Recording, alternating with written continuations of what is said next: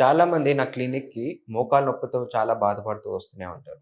So, వాళ్ళందరూ నాకు ఫ్రీక్వెంట్‌గా వచ్చే క్వెషన్స్ ఏంటంటే, "మీకు స్టీరాయిడ్ ఇంజెక్షన్ చేస్తారా?" స్టీరాయిడ్ ఇంజెక్షన్స్ చాలా తక్కువ చేస్తే అంత ఉత్తమం. ఎందుకంటే స్టీరాయిడ్ ఇంజెక్షన్స్‌లో మనకి పెయిన్ నుంచి మనకి టెంపరరీగా సొల్యూషన్ దొరుకుతుందేమో గానీ, మనకి లాంగ్ రన్‌లో అంటే ఒక 3, 4 మంత్స్ అయ్యాక ఆ డ్యామేజ్‌ని ఇంకా రెట్టింపు చేస్తుంది. అంటే జాయింట్ వయసురీత్యా అరిగిన వాళ్ళకి కార్టిలేజ్ అనేది డ్యామేజ్ అవ్వడం చాలా సాధారణంగానే చూస్తూనే ఉంటాం. ఆ డ్యామేజ్ అయిన కార్టిలేజ్‌ని ఇంకా రెట్టింపుగా డ్యామేజ్ చేసే లక్షణం ఈ స్టీరాయిడ్‌లో ఉంటుంది. సో, ఎవరికైతే ఈ స్టీరాయిడ్ ఇంజెక్షన్ చేసుకునే వాళ్ళు ఉన్నారో వాళ్ళందరికీ ఒక ముఖ్య గమనిక మీకు టెంపరరీ సొల్యూషన్ దొరుకుతుంది గానీ, లాంగ్ రన్‌లో మీ జాయింట్ అనేది ఇంకా డ్యామేజ్ జరగడం అయితే ఖాయం.